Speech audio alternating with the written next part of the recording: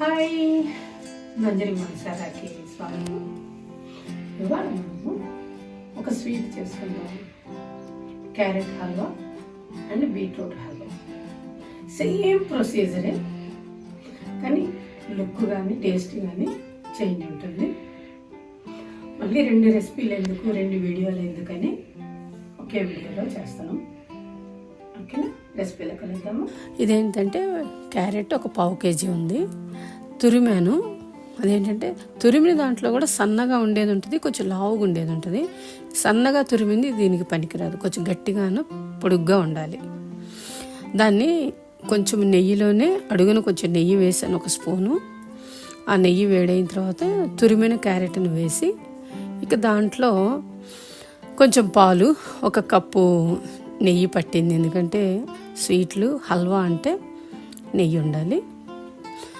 అది డ్రై అవ్వకుండా కొంచెం పాలు పోసుకుంటూ వస్తే అది కుక్ అవుతూ ఉంటుంది. ఈ షుగర్ ఏమవుతుందంటే వేడికి పాకం అవుతూ వస్తుంది. సో అది ఆరేకుందికి దగ్గరైపోతూ ఉంటుంది అనమాట. అంతే. అయితే స్లోగా తిప్పుతూ ఉండాలి. ఒకసారి పెద్ద మంట మీద పెట్టకూడదు, లేదంటే బరాబరా అని కలపకూడదు. స్లోగా చేస్తే దాని టేస్ట్ మారిపోతుంది.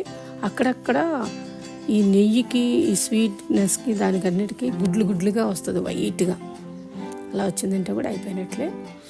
లాస్ట్లో కొంచెం ఇలాచీ పౌడర్. చాలా బాగుంటుంది. ఇది ఫేమస్ ఐటము క్యారెట్ హల్వా.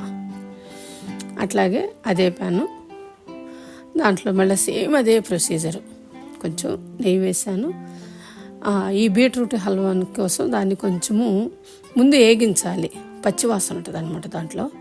ఆ పచ్చివాసన పోవాలి. అప్పుడు దాంట్లో మళ్ళీ సేమ్ అంతే, పాలు, పంచదార, ఇలాచీ పౌడరు, కొంచెము కాజు.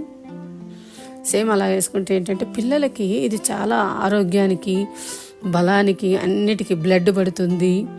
పిల్లలు క్యారెట్ అంటే తినరు, కూరలో ఉన్నది కూడా తీసి పక్కన పెడతారు. ఇలా అయితే వాళ్ళకి తెలియకుండానే తింటారు. చాలా బాగుంటుంది, హెల్తీ ఫుడ్. ఒకసారి సింపుల్గానే ఉంటుంది, ట్రై చేయండి. ఓకేనా? బాయ్.